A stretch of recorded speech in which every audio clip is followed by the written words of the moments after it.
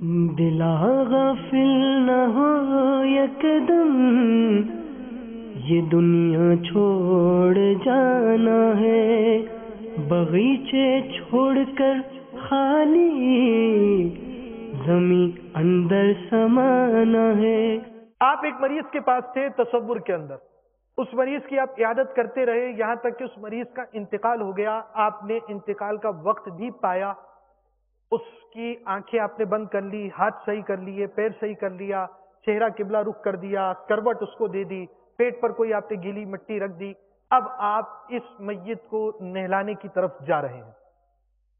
حضرت مولا کائنات سیدنا علی المرتضی شیر خدا قدم اللہ تعالی وجہہ الکریم سے روایت ہے کہ سلطان دو جہاں شہنشاہ کون و مکان رحمت عالم یا صلی اللہ تعالی علیہ وآلہ وسلم نے ارشاد فرمایا کہ جو کسی میت کو نہلائے، کفن پہنائے، خوشبو لگائے، جنازہ اٹھائے، نماز پڑھے اور جو ناقص بات نظر آئے اسے چھپائے، وہ اپنے گناہوں سے ایسا پاک ہو جاتا ہے جیسا جس دن ماں کے پیٹ سے پیدا ہوا تھا۔ میٹھے میٹھے اسلامی بھائیوں، مدنی چینل کے ناظرین اور عاشقان رسول، جذبے کے ساتھ، جوش کے ساتھ میت کو نہلانے کا طریقہ سیکھیے اور اپنے لیے ثواب آخرت کا سامان کیجیے۔ آئیے آپ کو شیخ طریقت امیر اہل سنت کے رسالے مدنی وصیت نامہ صفحہ 12 تا 13 پر لکھے ہوئے غسل میت کا طریقہ بیان کرتا ہوں۔ اگر بتیاں یا لوبان جلا کر 3 یا 5 یا 7 بار غسل کے تختے میں دھونی دیں، یعنی اتنی بار تختے کے گرد پھیرائیں، تختے پر میت کو اس طرح لٹائیں جیسے قبر میں لٹاتے ہیں، ناف سے گھٹنوں سمیت کپڑے سے چھپا دیں۔ آج کل غسل کے دوران سفید کپڑا اڑا دیتے ہیں اور اس پر پانی بہاتے ہیں جس سے میت کے ستر کی بے پردگی ہوتی ہے، لہذا کتھئی یا گہرے رنگ کا اتنا موٹا کپڑا کہ پانی پڑنے سے ستر نہ چمکے، کپڑے کی 2 تہیں یعنی ڈبل کر لیں تو زیادہ بہتر۔ حاجی زمزم علیہ رحمت اللہ اکرم کا جب غسل میت ہو رہا تھا تو اس وقت کے کچھ مناظر ریکارڈ ہو گئے تھے، وہ ریکارڈ شدہ مناظر اور اس میں امیر اہل سنت نے جو احتیاط کے مدنی پھول دیے تھے یہ ریکارڈ ہو گئے تھے۔ ساؤنڈ صحیح نہیں تھی، میں خلاصہ آپ کو کر دیتا ہوں۔ اصل حاجی زمزم کا جو انتقال ہوا تھا اس سے پہلے آپریشن ہو چکے تھے، اب جب آپریشن ہوئے تھے تو یہ یوں سمجھے کہ اس طور پر ہمیں سیکھنے کے مدنی پھول زیادہ ملے کہ جب ایسی میت آ جاتی ہے تو ہم گھبرا جاتے ہیں۔ اس پہ گھبرانے کی حاجت نہیں ہوتی، لیکن اس میں بہت ساری باتوں کی احتیاط کی ضرورت ہوتی ہے۔ ان کا تعویذ نکالا گیا، ان کی امیر السنت تشریف لے کر جا رہے تھے تو کفن کا تھوڑا سا حصہ ہوا سے ہل گیا، اسکریپ بینڈ نظر آیا تو آپ نے اسکریپ بینڈ اتروا دیا اور یہ فرمایا کہ اس پر بھی وارثوں کا حق ہے، اور یہ والی بھی اسکریپ بینڈیج نکالی گئی، اور یہ اتفاق ایسا ہے کہ کیمرے کی آنکھ نے یہ باتیں محفوظ کر لی۔ اس کے ساتھ مزید یہ فرمایا کہ اب ایک ایک تنکا وارثوں کا ہے۔ اب ان کے کچھ پیپر، ان پر یوں سمجھے کہ پیپر بینڈیج بھی ہوتی ہے جو جسم پہ باقاعدہ چپک جاتی ہے، یہ بھی لگی ہوئی تھی اور اسکریپ بینڈ بھی تھا، اسکریپ بینڈ اتروائی اور دیگر جو ایسی بینڈیج تھی جسے نکالنے سے بلیڈنگ وغیرہ ہونے کا خطرہ تھا تو وہ منع کیا۔ ایسی چیز میت سے جدا کی جائے گی جو ورثہ کے کام آ سکے، اور ایسی چیز باقی رکھی جائے گی کہ جو میت کے لیے ضروری ہو۔ آپ کو اب وہ دکھائے جا رہے ہیں۔ باہر دنیا ہے فانی، نظر نہ کر اس پر، باہر دنیا ہے فانی، نظر نہ کر اس پر، ہے کوئی دم کی یہ ساری باہر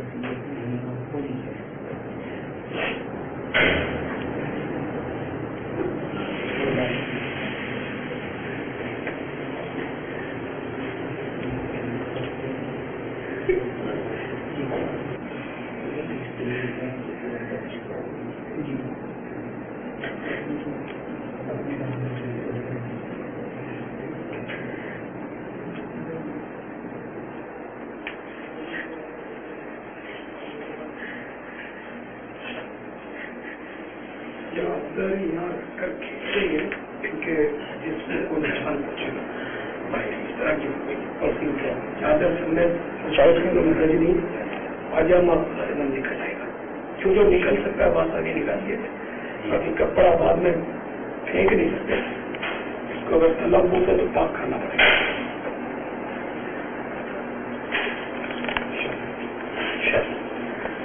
कमर में हाथ बहुत इसके अंदर कमर में वो पट्टा हो कपड़ा पेट पूरा नहीं कपड़ा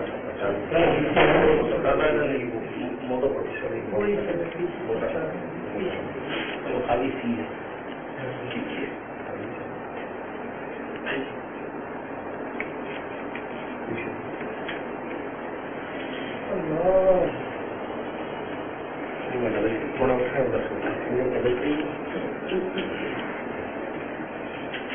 थोड़ा बहुत एहतियात से थोड़ा फट्टे को नीचे का फैला निकालो कमर पर हाँ लेकिन तरकीब से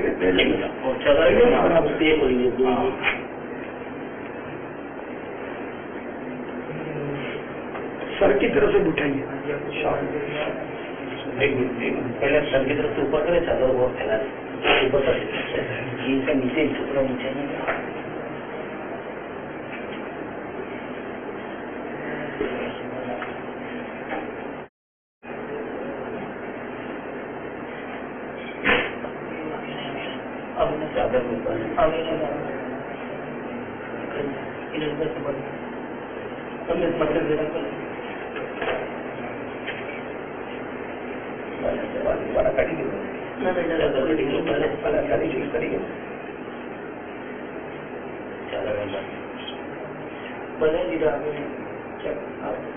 चादर चादर न भी रखनी हो तो चारों तरफ से ये चादर चारों उठिए चादर जो मौजूद है वो उठिए ही हो जाएगा हाँ अच्छा ही भाई ये चादर का मतलब मुलक हो सकती ठीक है चादर इजाजत नहीं होते अच्छी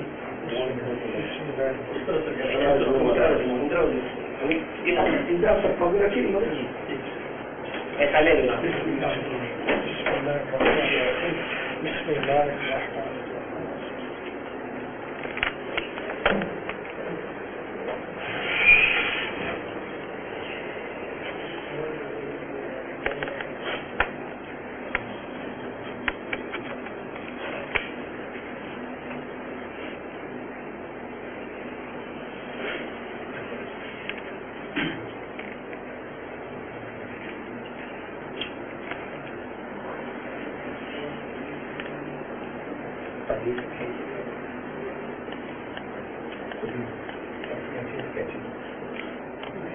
अब ये कि समझो कि इनका जो बारिश हुआ हम तसरुफ नहीं कर इन्होंने दो तावीज मेरे जो इनकी मेज कर दो तावीज ये तावीज भी अब इनके बारिश हो जाए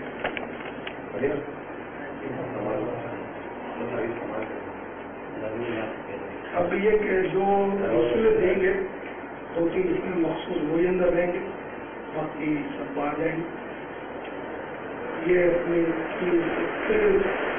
जरीना अपने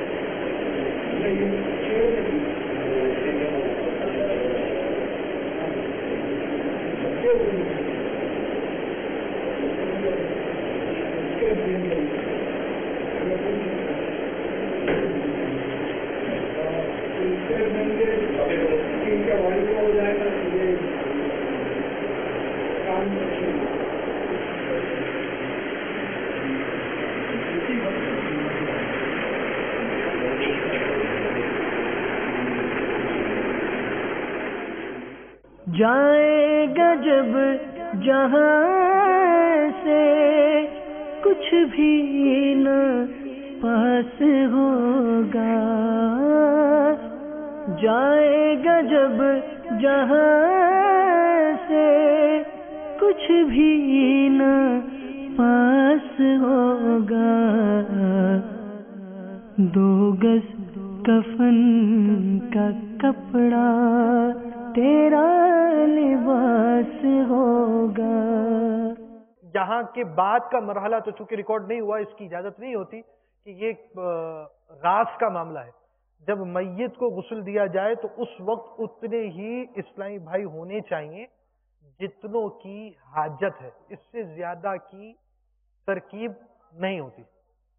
اس میں دھونی دینے کا عملی طریقہ بھی آ گیا جو مفتی صاحب دے رہے تھے، اور وہ طریقہ بھی ہم نے دیکھا، ساتھ ساتھ میت کو اٹھا کر کس طرح رکھنا چاہیے اس عملی طریقے کو بھی ہم نے دیکھ لیا۔ صلو علی الحبیب صلی اللہ تعالی علی محمد۔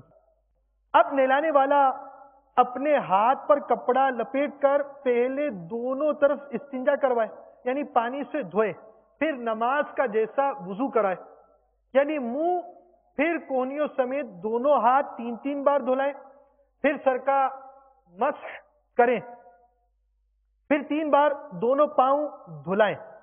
میت کے وضو میں پہلے گٹوں تک ہاتھ دھونا، کلی کرنا اور ناک میں پانی ڈالنا نہیں ہے، یعنی بعض چیزیں جو سنتیں ہیں ہمارے وضو کے اندر جو زندہ افراد کرتے ہیں وہ میت کو نہیں کروانے۔ البتہ کلی نہیں کروائیں گے آپ، ناک پہ پانی نہیں چڑھائیں گے، ناک پہ تو پانی چڑھانا ہوتا ہے۔ اعلیٰ حضرت رضی اللہ تعالیٰ نے یہی فرماتے ہیں کہ ناک کی نوک پر پانی رکھ کر ہم چھوڑ دیتے تو اس سے استنشاق یعنی ناک میں پانی چڑھانے کی سنت مؤکدہ وضو میں ادا نہ ہوگی اور غسل کا فرض ادا نہ ہوگا۔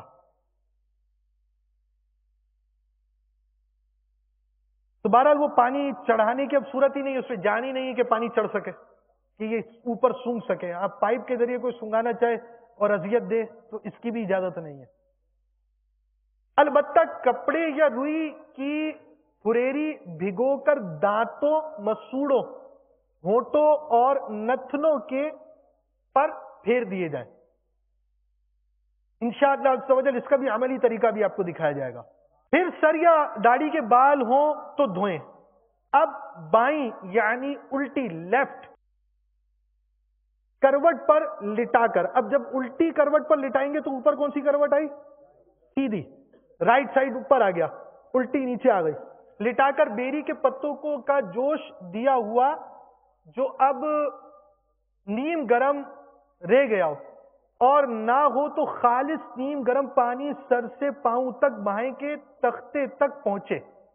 پھر سیدھی کروٹ لٹا کر اس طرح ترکیب بنائیں، پھر ٹیک لگا کر بٹھائیں اور نرمی کے ساتھ نیچے کو پیٹ کے نچلے حصے پر ہاتھ پھیریں اور جو کچھ نکلا ہو تو دھو ڈالیں۔ دوبارہ وضو اور غسل کی حاجت نہیں۔ پھر آخر میں سر سے پاؤں تک کافور کا پانی بہائیں، پھر کسی کپڑے سے بدن آہستہ سے پوچھ دیں۔ 1 مرتبہ سارے بدن پر پانی بہانا فرض اور 3 مرتبہ سنت ہے۔ غسل میت میں بے تحاشا پانی نہ بہائیں، آخرت میں 1 قطرے کا حساب ہے، یہ یاد رکھیں۔ صلو علی الحبیب صلی اللہ تعالی علی محمد۔ سنتوں بھرا غسل میت دینا انتہائی آسان کام ہے۔ دیکھیں تفصیل ہم آپ کو بیان کریں گے، مگر ابھی تفصیل سے پہلے آپ چند چیزیں تحریر کر لیں، نوٹ کر لیجئے۔ آپ کو ہم بعض مراحل جو ہیں وہ تحریر کرا دیتے ہیں۔ جب آپ کے ذہن میں ایک مرحلہ ہوگا پھر اس کا فائدہ یہ ہوگا کہ آپ بڑے آرام کے ساتھ ساری چیزیں دیکھیں گے۔ دیکھیں ابھی آپ کو جو سلسلہ دکھایا جائے گا اس میں بہت ساری تفصیلات ہیں، احتیاطیں بھی ہیں، تو اب آپ تفصیل اور احتیاطوں کے پیش نظر ایسا نہ ہو کہ غسل کے طریقے کے اصل مراحل کو بھول جائیں، تو لہٰذا ابتداءً غسل کے مراحل کو آپ تحریر کر لیں، مدنی چینل کے ناظرین بھی لکھ لیں تاکہ آپ کو یاد رکھیں۔ صرف 7 مراحل پیش نظر رکھنے، 7 مراحل ہو گئے آپ کا غسل میت ہو جائے گا۔ یہ بات یاد رکھیں کہ آپ تختے کی دھونی دے چکے ہیں اور میت کو اٹھا کر تختے پر لا چکے ہیں. یہ تو آپ دیکھ ہی چکے ہیں ہمارے سلسلے کے اندر. اب آپ کا سلسلہ آگے جاری ہے. غسل کے ہی 7 اسٹیپ ہیں, یعنی میت جب تختہ غسل پر آ گئی 7 مراحل آپ نے پورے کر دیے, غسل میت سنت و برا غسل میت ہو گیا. پہلی چیز لکھیے, دونوں طرف استنجا کرانا, میت کو دونوں طرف استنجا کروانا. اس کا طریقہ آپ کو بیان کیا جائے گا, احتیاطیں بھی انشاءاللہ عز و جل آپ دیکھ سکیں گے. نمبر 2, وضو کرانا, یعنی فرائض کے جو اعضاء ہیں, چہرہ دھونا, دونوں ہاتھ کونیوں سمیت دھونا, چوتھائی سر کا مسح کرنا, پیروں کا دھونا, اعضاء یعنی آپ کے وہی ہوں گے جو فرائض وضو کے ہیں, مگر مقدار سنتوں کے مطابق ہوگی. یعنی چہرہ دھونا تو 3 بار چہرہ دھویا جائے گا, کونیوں سمیت دونوں ہاتھوں کا دھونا تو یہ بھی 3 بار ہوگا, چوتھائی سر کا نہیں بلکہ پورے سر کا مسح کریں گے, اور دونوں پیر ٹخنوں سمیت 3 مرتبہ دھوئے جائیں گے. اب یہ آپ کا دوسرا کام ہو گیا. پہلا کام دونوں طرف استنجا کروایا, دوسرا کام آپ نے وضو کیا, تیسرا کام سر یا داڑھی کے بال دھونا. تو داڑھی والے کتنے خوش نصیب عاشقان رسول ہیں کہ دھلی ہوئی داڑھی لے کر سرکار کی بارگاہ میں حاضر ہوں گے. سرکار کا جب زیارت کرائی جاتی ہے تو داڑھی بھی ہماری دھلی ہوئی ہوگی انشاءاللہ عز و جل. تو سر اور داڑھی کے بالوں کو دھونا تیسرا کام. چوتھا کام, میت کو آپ الٹی کروٹ دیں گے تو کون سی کروٹ اوپر ہو گئی؟ سیدھی کروٹ اوپر ہو گئی. تو سیدھی کروٹ میں اب آپ نے جہاں تک دھویا ہوا تھا, یہ گردن سے آپ نے دھونا شروع کیا, یہاں سے لے کر آخر تک آپ دھوتے چلے جائیں گے. تو یہ چوتھا کام ہو گیا. پانچواں کام یہ ہوگا کہ اب آپ سیدھی کروٹ دیں گے, جب سیدھی کروٹ دیں گے تو میت کی الٹی کروٹ اوپر ہو جائے گی. تو یہ یہاں سے دھو کر آپ آخر تک جسم کو دھو لیں گے. کتنے کام ہو گئے؟ 5 کام. چھٹا کام میت کو دوبارہ استنجا کروانا. پھر 7واں کام آپ کا کافور کا پانی سارے بدن پر گرانا. کون سے 7 کام ہیں؟ 7 کام. پہلا کام دونوں طرف استنجا کروانا, دوسرا کام وضو کروانا, تیسرا کام داڑھی یا سر کے بال کو دھونا, چوتھا کام سیدھی کروٹ آخر تک دھونا, 5واں کام الٹی کروٹ آخر تک دھونا, چھٹا کام استنجا کروانا, 7واں کام کافور کا پانی ڈالنا. صرف 7 کام کیا آپ نے, آپ کا سنت و برا غسل میت ہو چکا. جی ہاں, اس کی کچھ تفصیلات بھی ہیں, کچھ احتیاطیں بھی کرنی ہیں, اور کس انداز سے کرنا ہے آئیے آپ کو عملی طریقہ دکھاتے ہیں. صلو علی الحبیب صلی اللہ تعالی علی محمد. جگہ جی لگانے کی دنیا نہیں ہے, یہ عبرت کی جا ہے, تماشا نہیں ہے. اس میں سب سے پہلے توجہ یہ رہے کہ پہلے تو عرض کیا گیا تھا جیسے ہی کسی شخص کی روح بدن سے جدا ہو تو سب سے پہلے یہ ہونا چاہیے کہ اس کے اعضاء سیدھے کر دیے جائیں. باہر دنیا ہے فانی, نظر نہ کر اس پر, باہر دنیا ہے فانی, نظر نہ کر اس پر, ہے کوئی دم کی یہ ساری باہر آنکھوں میں, ہے کوئی دم کی یہ ساری باہر آنکھوں میں. اب سب سے پہلے وہ پٹیاں باندھی گئی تھیں جو فوتگی کے فوراً بعد باندھی گئیں. اب سب سے پہلے یہ پٹی کھولی جائے گی, کھولنے اگر کھولنا ممکن ہو, ورنہ کاٹ دی جائے. اب جیسے یہ پٹی اتاری گئی, یہ اس کی گرہ اس طرح رکھی گئی ہے کہ اس کو آسانی سے کھولا جا سکے، جیسے فیتے کی یا تسمہ ہوتا ہے جوتے کا، اس کی گرہ ہے، یہ کھول دیا گیا۔ اب اس کے بعد میت کے لیے جو کفن لایا جاتا ہے، اس میں جو اہم مدنی پھول ہیں وہ یہ ہیں کہ عموماً بازار سے سلے سلائے کفن ملتے ہیں۔ تو یہ ہم میں سے ہر ایک اسلامی بھائی کو پتا ہے کہ عام طور پر یہ جو لوگ تجارت پیشہ ہیں، یہ عام طور پر اس طرح کے کام کرتے ہیں، تو اس میں ہوتا کیا ہے کہ سنت کے مطابق میت کے قد کے مطابق کفن ہو، یہ بہت مشکل ہے، تو اس میں کمی بیشی ہوتی ہے، حتیٰ کہ یہاں تک بھی دیکھا گیا ہے کہ کفنی ایک مخصوص شے ہے، وہ انشاءاللہ ہم اس کے بارے میں بھی سیکھیں گے۔ کفنی جو ہے وہ آگے سے تو گھٹنوں تک ہوگی اور پیچھے سے بسا اوقات یہ کمر تک ہوتی ہے، یہ حالت ہے، مطلب وہ اسی حالت میں کفن دیا بھی جاتا ہے۔ تو مسنون جو کفن ہے، اس کے حصول کے لیے بہترین طریقہ یہ ہے کہ تھان بازار سے لے لیا جائے، اور جیسے طریقہ عرض کیا جائے گا اس کے مطابق بآسانی آپ کفن تیار کر سکتے ہیں۔ تو سب سے پہلے جیسے میت موجود ہے، میت کے جسم سے وہ کپڑے وغیرہ الگ کیے جائیں گے، اس کے بعد میت کے بدن پر چادر ڈالی جائے گی۔ یہ سفید ٹکڑا تھا، لیکن جیسے ہم نے سنا ترغیب کے اندر کہ امیر اہل سنت نے ارشاد فرمایا کہ بہتر یہ ہے کہ کتھئی چادر یا ڈارک کلر کی چادر، اور وہ بھی ڈبل کر کے ڈالیں تاکہ جب پانی ڈالا جائے گا تو اس کے ستر کے اعضاء نہ چمکیں۔ میت کے ستر کے اعضاء کی حفاظت کرنا یہ جو غسل دینے والے ان پر لازم ہے۔ اب سب سے پہلے یہ اوپر کپڑا رکھ دیا گیا، اس کے بعد کپڑے اتارے جاتے ہیں میت کے، اس میں یہ رہے ازار، تو جیسے یہ شلوار ہے، پاجامہ، یہ تو بآسانی ہاتھ اندر داخل کر کے اس کو کھولا جا سکتا ہے اور آرام سے یہ نکل سکتا ہے۔ میت کو تکلیف کم سے کم ہو اس صورت میں اس کا لباس اتارا جائے۔ اگر تو میت کے لباس اگر سیدھا اترنا ممکن ہو، اب مال ضائع نہ ہو اس بات کو ملحوظ رکھنا ہے، اگر لباس ویسے اتر سکتا اور اس میں کم تکلیف ہو، کم اذیت ہو، تو لباس صحیح اتار لیا جائے، وگرنہ اب بعض صورتیں جیسے ہماری یہ آستین وغیرہ سلتے ہیں تو اس کے اندر یہ سلائی ہوتی ہے، اگر یہ شرعی احتیاطیں اگر آپ کر لیں تو زیادہ اس میں فائدہ ہے۔ تو اس میں جو آپ کی یہ سلائیاں ہیں، یہ اگر کوشش کریں گے تو یہ بآسانی ایک طرف کی سلائی اگر ادھیڑ دیں گے تو یہ کرتا آرام سے اتر جائے گا۔ اگر لباس نہیں اترتا تو اب کاٹ کے میت کی آسانی کے لیے میت کا لباس اتارا جائے گا۔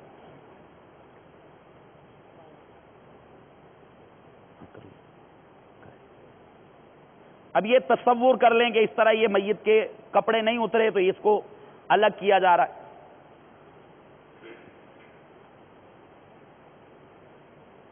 صلو علی الحبیب صلی اللہ تعالی علی محمد۔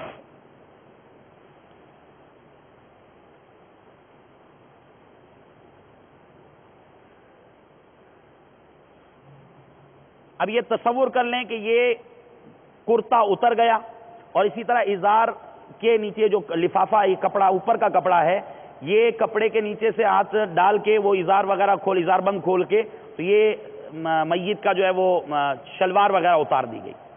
اس کے بعد جو کفن کے لیے کپڑا لایا جاتا ہے، اس کپڑے کے کاٹنے کا مخصوص انداز ہے، یہ ایک لفافہ ہے، یہ وہی بالکل سیدھا کپڑا ہے، اس کو جب ہم نے کاٹا تو اس کا انداز ملاحظہ فرما لیجئے، یہ کونے پہ آپ اس انداز پہ ہاتھ اپنا رکھ کے جتنا آپ کے ہاتھ کا سائز ہے اتنا آپ نے، یہ پورے کا پورا یہ چوڑائی میں کپڑا ہے، اب اتنا جتنا آپ کے ہاتھ کا سائز ہے اتنا آپ ہاتھ کا سائز رکھ کے اس کو یہاں سے کاٹیں گے کپڑے کو، یہ بالکل ایسے ہی کٹا ہے، اس کو یہاں سے کاٹ کے اس کو ڈبل کر لیا، اب یہ اس طریقے سے سائیڈوں سے اس کے سلائی ہو گئی تو یہ لفافہ بن گیا۔ یہ لفافہ وہ ہے جو غسل دیتے ہوئے ستر پر ہاتھ نہ لگے، اس کے لیے تیار کیا گیا، یہ اتنا ہو کہ کم از کم آپ کی کلائی تک آ جائے، پھر اوپر سے اس کو یہ کسی دھجی وغیرہ سے باندھ دیا جائے۔ اب سب سے پہلے میت کو استنجا کروایا جائے گا، اس میں طریقہ کار یہ ہے کہ غسل دینے والا بائیں ہاتھ پر یہ لفافہ چڑھا لے گا اور اس کے بعد میت کی ٹانگوں کی حیت ایسی کی جائے گی کہ جیسے کپڑا ہے تو کپڑے کے اندر سے ستر کے مقام تک ہاتھ پہنچ سکے، اس طریقے سے کپڑے کے اندر سے ہاتھ ڈال کر بعض اوقات ٹانگ کو تھوڑا سا اٹھانا بھی پڑتا ہے تاکہ جو پیچھے کا مقام ہے تھوڑا سا وہ ستر تھوڑا سا اس پوزیشن میں آ جائے کہ وہاں تک ہاتھ پہنچے، اور اس کو باقاعدہ اوپر سے پانی ڈالنے والا ایک اسلامی بھائی جو معاون ہے وہ پانی ڈالتا رہے گا اور اس طرح پانی اندر جائے گا تو یہ اس طریقے سے میت کو یہ استنجا کروایا جائے گا. عموماً ہمارے ہاں اسلامی بھائیوں کو عام طور پہ جب وضو کرتے ہیں غسل کرتے ہیں تو پاکی ناپاکی کے معاملات کا خیال نہیں رکھتے. یہ یاد رکھیے پاکی ناپاکی کے مسائل کا سیکھنا ہم پر فرض ہے، اور ہر وہ احتیاط کہ جس کی وجہ سے مثال کے طور پر اگر بے احتیاطی کے باعث جسم ناپاک ہو رہا تھا، بے احتیاطی کے باعث کپڑے ناپاک ہو رہے تھے، بے احتیاطی کے باعث کوئی پاک چیز ناپاک ہو رہی تھی، تو اب ہمیں اس کی اہمیت اور قدر کے مطابق احتیاطی تدابیر اختیار کرنا بعض اوقات فرض ہوتا ہے اور بعض اوقات واجب ہوتا ہے. اب جو اسلامی بھائی غسل دے رہے ہیں تو جو معاون ہے اس اسلامی بھائی کو آپ مخصوص کر دیں کہ یہ ایک ہاتھ سے مطلب وہ مگ سے پانی وغیرہ جب ڈالے تو وہ پانی ڈالنے کے بعد وہ نہ مگ کو نیچے رکھے نہ اس کو کہیں اور ایسی جگہ لگنے دے کہ جس کی وجہ سے کوئی ناپاکی کے قطرات وغیرہ اس بالٹی کے اندر جائیں. پہلی احتیاط یہ. دوسری احتیاط یہ ہے کہ جب پانی عام طور پہ گرم کیا جاتا ہے وہ بیری کے پتوں والا پانی، جب یہ نارمل کنڈیشن میں آتا ہے تو اب اس کیا کیا جاتا ہے، اگر وضو نہیں ہے، ہاتھ دھلے ہوئے نہیں ہے تو پانی چیک نہیں کر سکتے، پانی مستعمل ہو جائے گا. تو اس لیے جو اسلامی بھائی غسل میں معاونت کر رہا ہے اس کو سب سے پہلے باوضو ہونے کے لیے آپ کہیں وضو کا مشورہ دیں، وضو کر لیا تو اب اس کے بعد ان کو کہیں کہ آپ کا کام فقط یہ مگ ہاتھ میں رکھنا اور بالٹی کے پاس رہنا ہے. آپ مگ سے لوٹے کے اندر پانی ڈالتے رہیں گے اور لوٹا اتنا بالٹی سے دور رکھا جائے. بعض اوقات جسم سے نجاست خارج ہوتی ہے اور کسی ضرورت کی بنا پہ بسا اوقات احتیاط اس میں بھی کریں کہ جس لوٹے سے آپ غسل دے رہے ہیں اس کو بھی نیچے نہ رکھیں. یہ اسلامی بھائی پانی دے رہے ہیں، پہلے سب سے پہلے استنجا ہوا. اب جیسے انہوں نے اپنے دوسرا معاون ہے وہ ایک اسلامی بھائی غسل دے رہا ہے، ایک اسلامی بھائی پانی مطلب لوٹے کے اندر ڈال رہا ہے اور ایک اسلامی بھائی معاونت کرتے ہوئے پانی ساتھ ساتھ بہائے گا. اب سب سے پہلے استنجا ہو گیا. استنجا کے بعد یہ جو دھجی ہے بعض اوقات امکان یہ ہے کہ یہ نجس ہو جائے گی.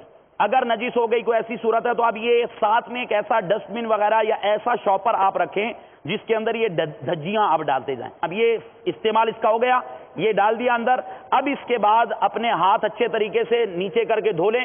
ہاتھ دھونے کے بعد اب نماز کی طرح وضو کروایا جائے گا. تو وضو کے اندر کیا ہے، سب سے پہلے وضو کے 4 فرض ہم نے سیکھے ہیں، وہی 4 فرض پورے کیے جائیں گے. تو سب سے پہلے اب یہ ان کا چہرہ، چہرے پر ایک اسلامی میں پانی ڈالیں گے اچھی طرح اور نرمی سے محبت اور شفقت کے ساتھ یہ ملتے ہوئے گویا پورا ان کا چہرہ دھو رہے ہیں اس طریقے سے کہ پیشانی کے بال جہاں عادتاً جمتے ہیں وہاں سے لے کر ٹھوڑی کے نیچے تک ایک کان کی لو سے دوسرے کان کی لو کے درمیان اس پورے حصے پر اچھی طرح آپ نے پانی بہانا ہے. یہ پانی بہ گیا. اس کے بعد یہ پہلا فرض ادا ہو گیا. اس کے بعد اب دوسرے فرض ہے دونوں بازو کوہنیوں سمیت دھونا. پہلے دایاں بازو دھلے گا، وہی دایاں بازو جس طرف چہرہ ہے میت کا. اب یہ دایاں بازو جس طرح وضو میں دھوتے ہیں بعینی وہی طریقہ ہوگا. آپ انگلیوں کے پوروں سے دھونا شروع کریں گے.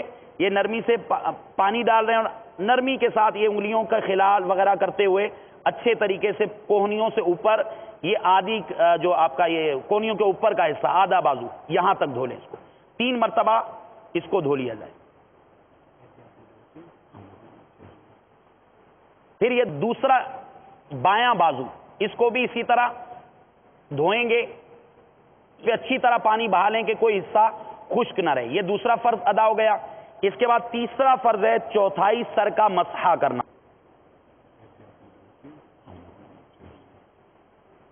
سر کا مسح ہو گیا. پھر اس کے بعد چوتھا فرض ہے دونوں پاؤں ٹخنوں سمیت دھونا. اب یہ دونوں پاؤں اچھے طریقے سے پانی ڈالتے ہوئے جو سنت طریقہ ہے اس کے مطابق دونوں پاؤں یہ دھو لیے جائیں گے. یہاں تک یہ دونوں پاؤں یہ ٹخنوں سمیت دھل گئے. آدھی پنڈلی تک دھو لیں تو یہ زیادہ بہتر ہے. امید ہے یہاں تک تو سب کو سمجھ میں آ گیا ہوا. سب سے پہلے کیا کرنا ہے، جو احتیاطیں عرض کی گئی وہ احتیاطیں ملحوظ رکھنی ہے. میت کو استنجا کروانا ہے. پھر اس کے بعد نماز کی طرح وضو کروائیں گے.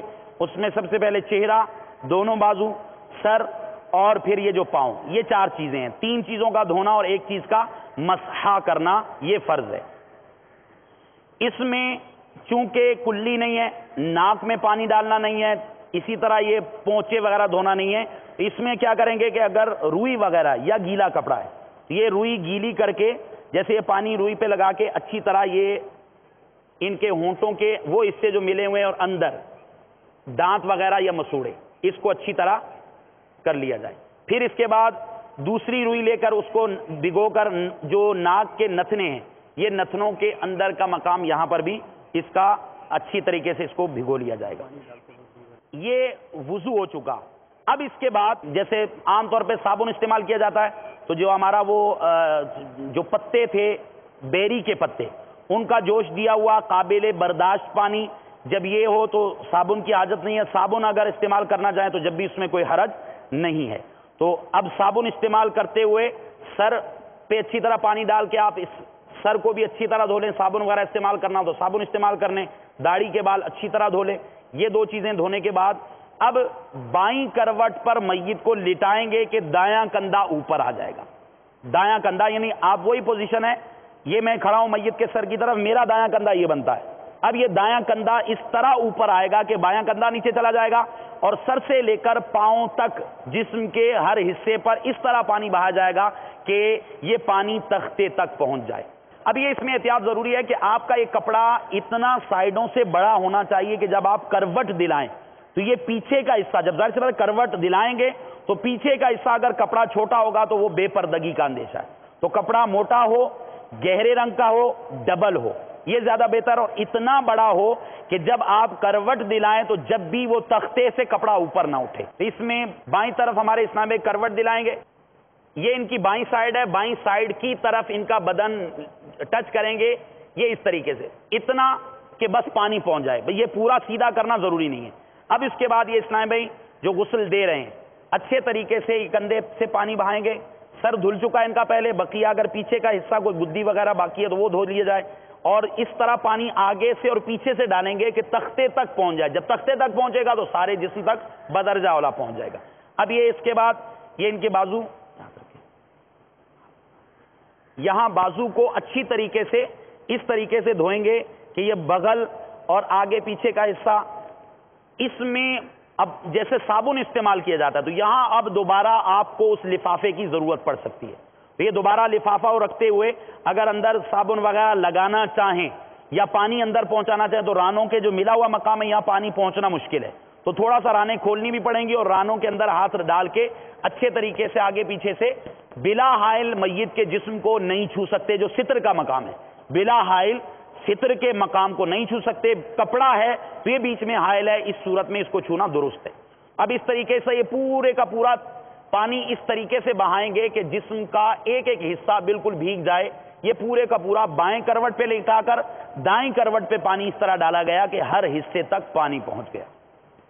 اب وہ دائیں طرف نیچے آ جائے گی اور بائیں کروٹ اوپر آ جائے گی.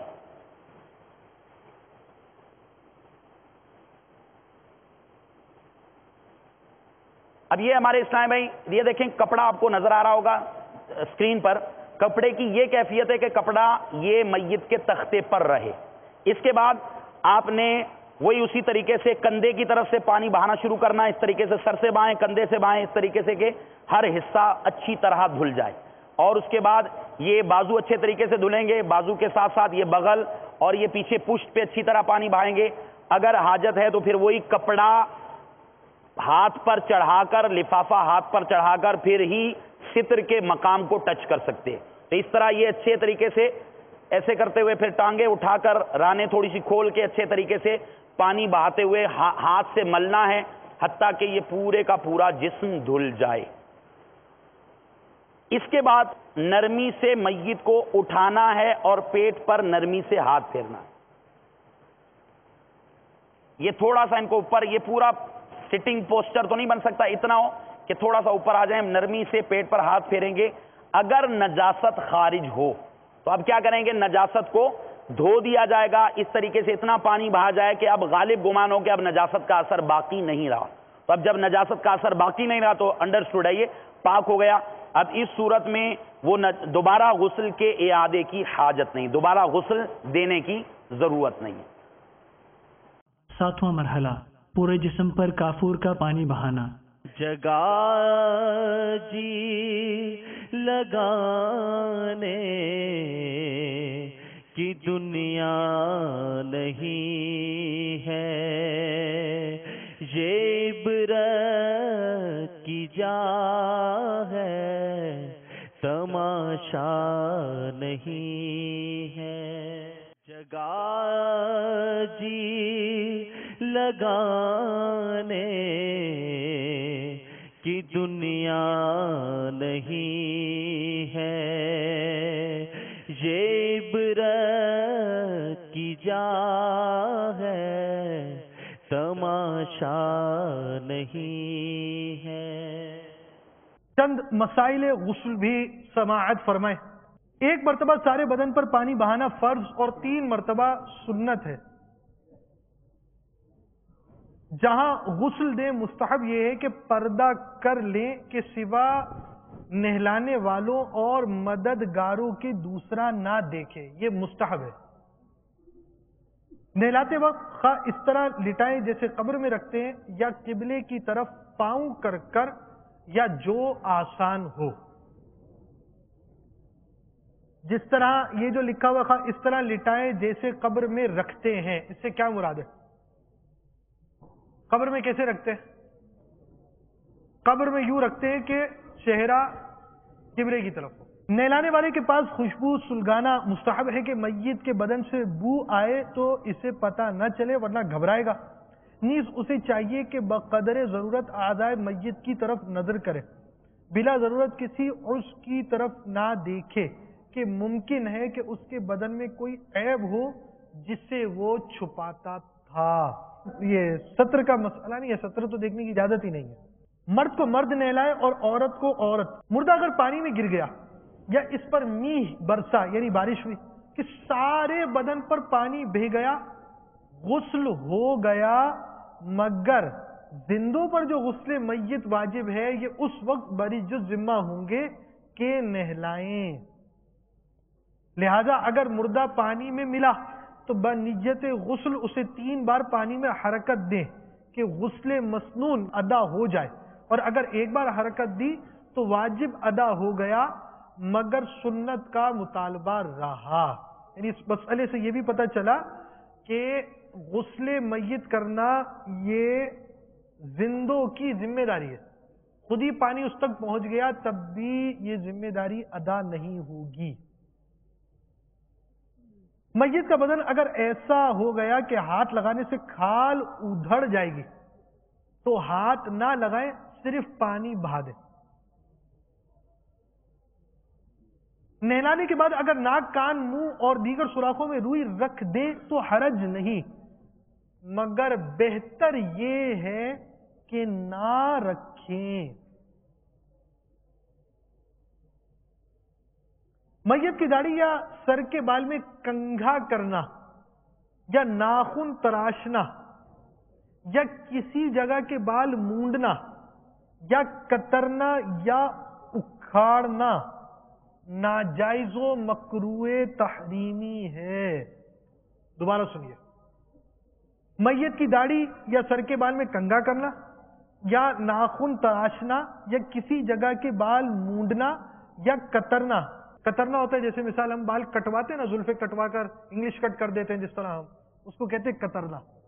اور مونڈنا وہ ہوتا ہے کہ پورا حلق کر دے، اس کو مونڈنا کہا جاتا ہے۔ یا اکھاڑنا، بال اکھاڑے بھی جاتے ہیں، یہ لوگوں کو پتا ہوتا ہے بال کس طرح اکھاڑے جاتے ہیں۔